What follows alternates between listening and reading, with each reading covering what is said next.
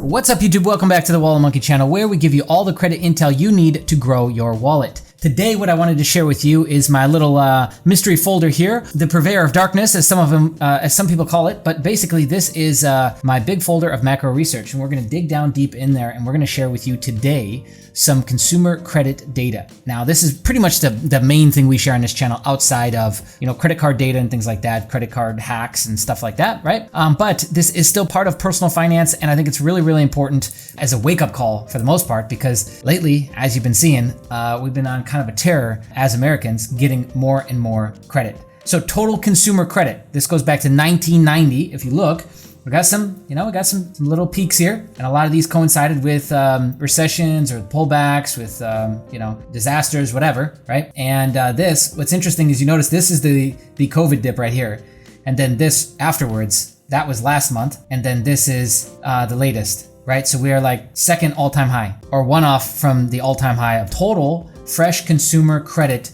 being taken out. That's not good. It's showing an addiction to cheap money. It's showing that maybe a lot of personal savings rates might have gone down as well, which we got some coinciding data there in just a sec. But here is non-revolving. So these are loans that can't be extended or that you don't pay on consistently. This is things like mortgages and certain kinds of loans, etc., right? And here we are right here. We're about 3 off from the top, and that was just about the same as the all-time high going back to 2010 to 2014 range, right? So non-revolving is up, total consumer is up, revolving. So these are loans that revolve. This is an all-time high, my friends. If you look here, yeah, up by a lot, up by a lot. It went from like 17 to 31. Highest ever in total revolving credit. That means the most amount of new credit ever since, I think, on record. We started, I think this is 1976. Oh no, 1980 we started. There might be data before then, but it's pretty close, okay?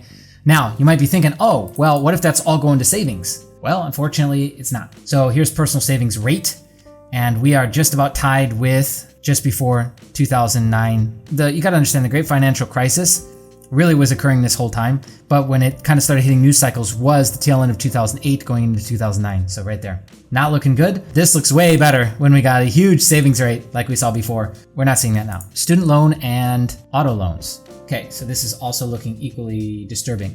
We are about to tap 1.8 billion, this is in billions, for student loans and car loans. We are gradually going up as well. Where are we at here? About 1.4 billion in auto loans. Okay, so unfortunately, the $10,000 that is being talked about as forgiveness on student loans really isn't going to do much. It literally almost means nothing at this point, because the average student loan is so much greater than that. But there you have it. There's some recent credit card data.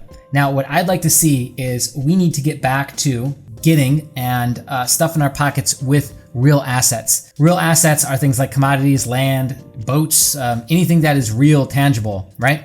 And everything else like speculation and stocks and equities, whatever you want to call them, is not.